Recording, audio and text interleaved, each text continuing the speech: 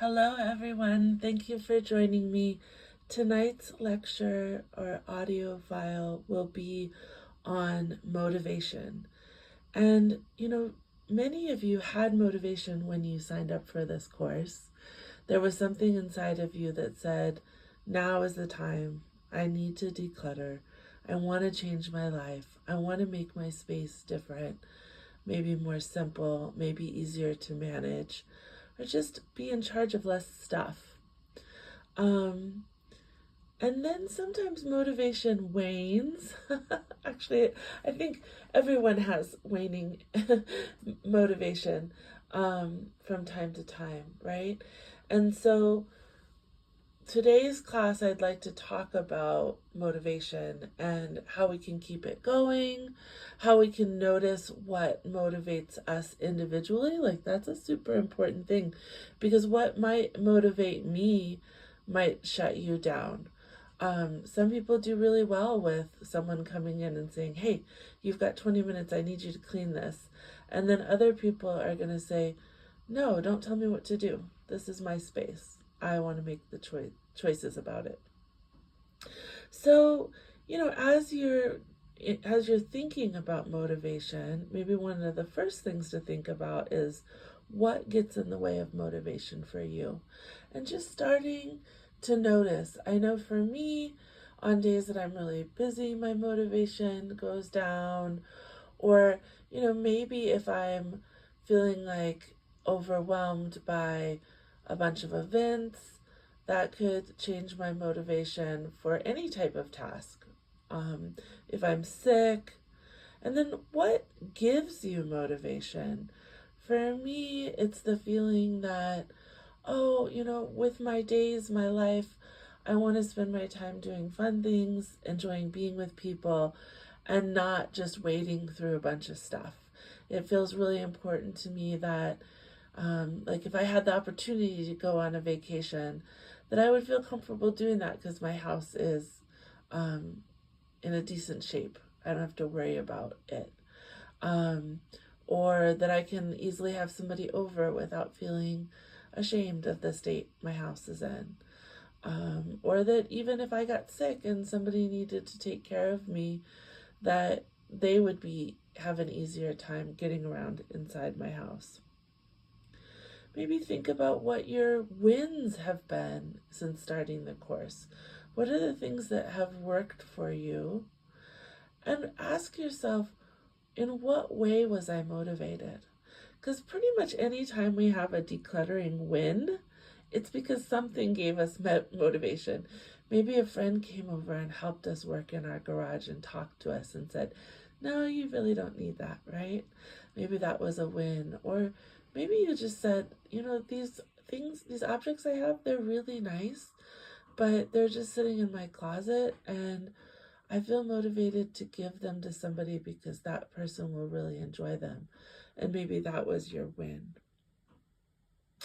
One motivating thing that people will do is to actually start planning to bring people into their homes or their cars or their offices or whatever the space is that is cluttered. If we say, next weekend I'm having people over to the house, I need to have my house be in better shape, that could really help us, especially if we're thinking of decluttering, right? Like, instead of putting things under the couch or under the bed or stuffing them in a closet, saying, okay, am I ready to let this go? Can I take this to the car and take it to the thrift store? Can I say thank you to this object and put it in the garbage? Can I, clean this vase and put it at the end of my driveway with a little free sign? If you invite people over, for many of us, that's going to be motivating. So some people who are doing the decluttering process will even say, I'm going to have my friend invite one person over every week just to keep myself motivated. And many of us who are more clutterers will tend to either have only very certain spaces that we let people come into, or we really don't have people over much at all. And so bringing people into the house can both be a motivation and a reward. If I get rid of this many things and my house starts feeling like I can have people over, then I feel I get to have people over. Sometimes that can feel really good. There's actually places for people to sit. I can offer them a clean mug because it's easy for me to find the mugs, because I only have so many. I don't have too many, and they're all in the sink. Which kind of gets into executive functioning stuff, so no shame there. Another motivating idea is to remember that clutter is a magnet for clutter. So this comes from the idea that they actually did some studies. They did a study where they put a car out that had maybe a little bit of scrapes and the doors were all unlocked. And they just left it on a street corner, and it was there for a couple months and nobody did anything to it.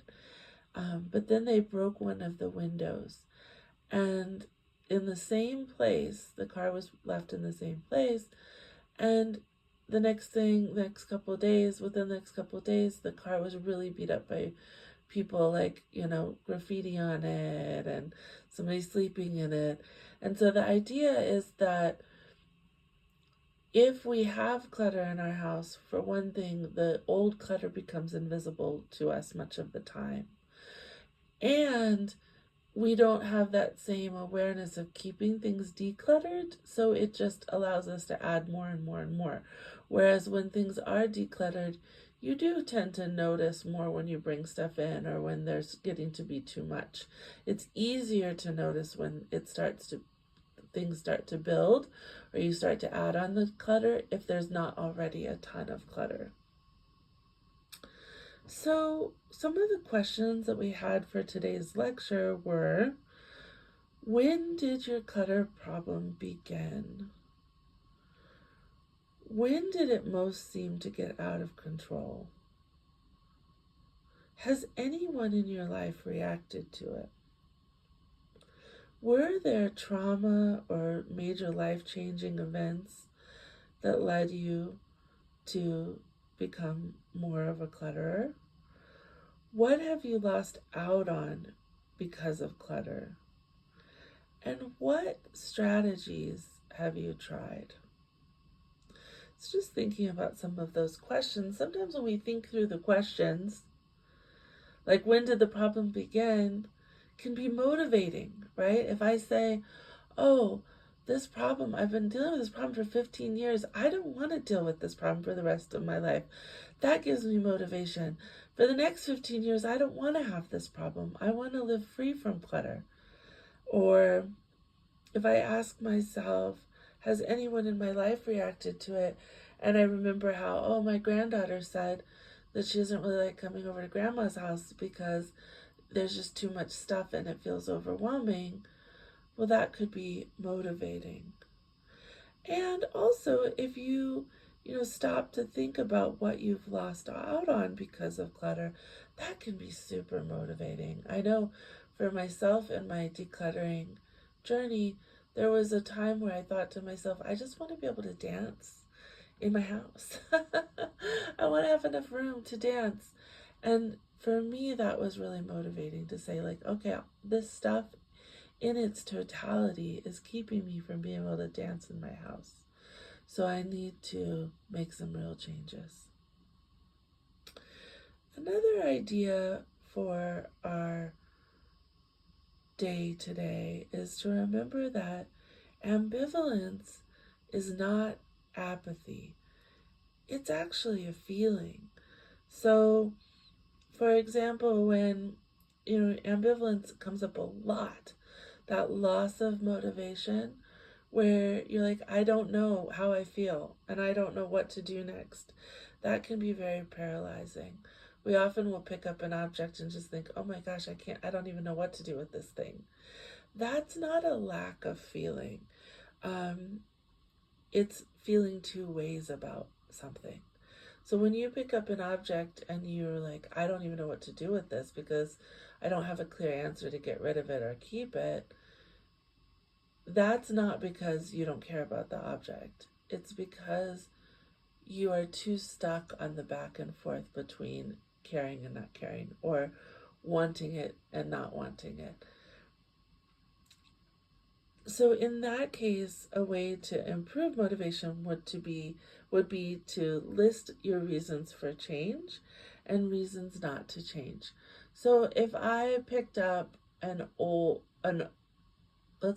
call it like a 6 month old box of tea, but it's never been opened, and so I pick it up, and part of me says, um, "Wow, this is a brand new full thing of tea."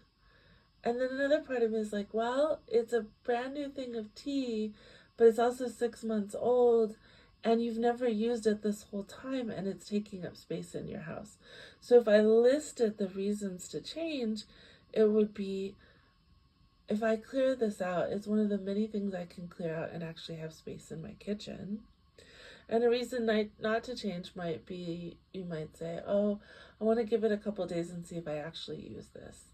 And in that case, we would set it somewhere visually where you can see it, and maybe even put a post-it note. If I don't use this in the next couple days, I'm getting rid of it. So you take ambivalence, which can feel like a lack of motivation, and you list out your reasons to change or not to change. So we're kind of taking it from things that are happening into our head onto a piece of paper. And eventually you should be able to do it in your head more easily. The great thing about decluttering is that usually we build momentum. So with time, it gets easier because you get into the momentum of going, yeah, haven't used this for a long time. It's just taking up space. Better off outside of my house. Don't really need this. It's not in alignment with my values of decluttering and making my space more manageable. If you start losing motivation, just come back to your why.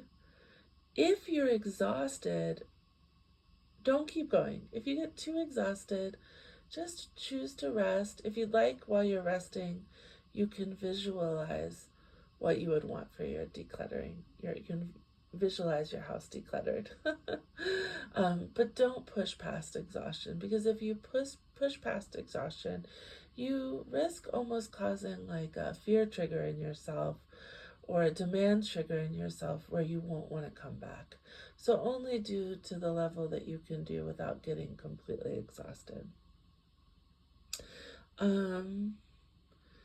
Another motivating thing that I've heard people say is to remind myself that you're paying your rent or you're paying your mortgage for these objects to live in your house, not for you to have space to live in the house, right? So maybe I think to myself, oh, this box of tea is nice, it's pretty new.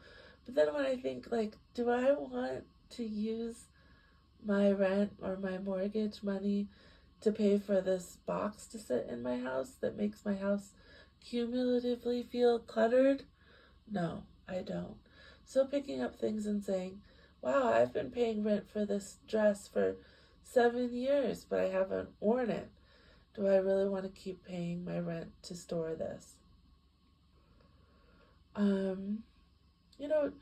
We've talked a little bit about mood and just reminding yourself to pay attention to that. Sometimes that can be really motivating to say, wow, when my house is messy, I feel tired. When my house is messy, I feel disoriented. When my house is messy, I feel bad about myself. Oh, those are really good motivators for change. Another strategy you can use to get motivation to let go of things is to think about what we call the downward arrow. And the downward arrow goes like this. What would happen? What would be the worst thing that could happen? So we use that in decluttering. It's like, well, what would be the worst thing that could happen if I got rid of this framed Picasso print that I have? I might regret it. And what would be the worst thing about that? I would feel sad and uncomfortable in my body. And what would be the worst part about that? Actually, it wouldn't be so bad, because if it was really intense, it's just a print, so I could put it on my Christmas list for this year or my, you know, birthday list for this year. And if I really, really want it again, it's just a print. I could get one. So you kind of do that downward arrow questioning. What's the worst thing that could happen if I get rid of this? And sometimes maybe you find something and you're like, oh, if I get rid of this, I risk my sister never talking to me again. Okay, set that aside. Wait till your sister's at your house the next time and talk to her about it. Or find a way to keep it that feels good for you, that doesn't feel like it's cluttering. Similarly to the downward arrow, another question we can ask ourselves is, what would happen if I discard this object or I don't buy it, I don't acquire it? And sometimes just the simple act of asking yourself what would happen and seeing really most of the time the worst thing that would happen is either we have to go buy it later or we feel discomfort can really help to say, okay, I'm going to wait on buying this, or I'm not going to buy this, or I'm not going to take it home, or I'm ready to let it go. You can also do a kind of if-then exercise with yourself. If I let these old pair of shoes that don't really feel comfortable for me go, then what would happen? Probably nothing because I never wear them. Maybe I would realize that I didn't have enough shoes, but I would go out and get shoes that actually felt comfortable for me and that I would wear rather than having dirty old shoes that might even be making my house smell. So getting these things out of our heads by using these type of exercises to kind of question our automatic thinking.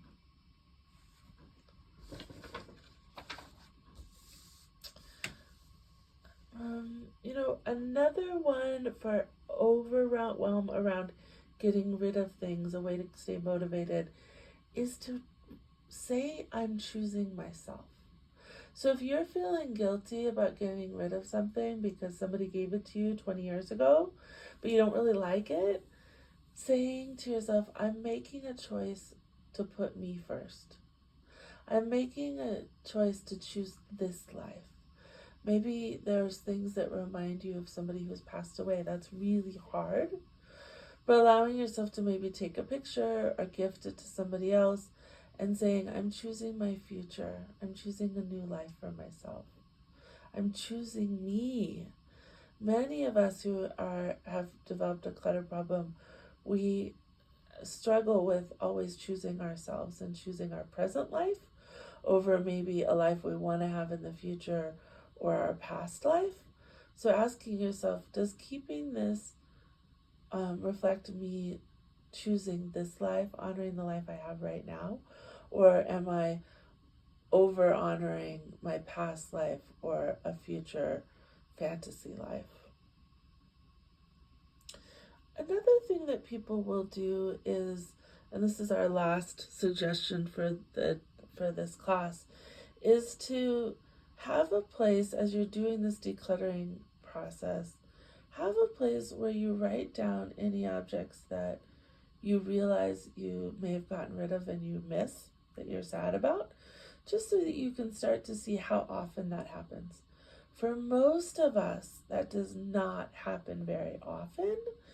And the momentary, like, I'm sad I gave that away or I got rid of that, is not worse than living in a cluttered home. Another thing you can do is to keep a journal or a book, not that I'm suggesting you get more journals, but a space where you write down, you honor the objects. So let's say your great Aunt Betty gave you a jewelry box and you're ready to let it go, but you could write down in your journal just a few paragraphs about your Aunt Betty, and she gave me this box and it was shaped like this and wasn't that nice, and I remember how she was this and that. So you still have the memory and even a nice memory trigger for the object, but you've let the actual object go. All right, well, I hope that you can find what motivates you. And we're looking for things that are going to motivate us now, but also like what really works that you can rely on in the future, both to get rid of things, but almost more importantly, not to bring things in. Because if we cannot bring things in, wow, we can really get free from this problem. Or maybe just don't bring so many things in. All right, have a great day. Bye.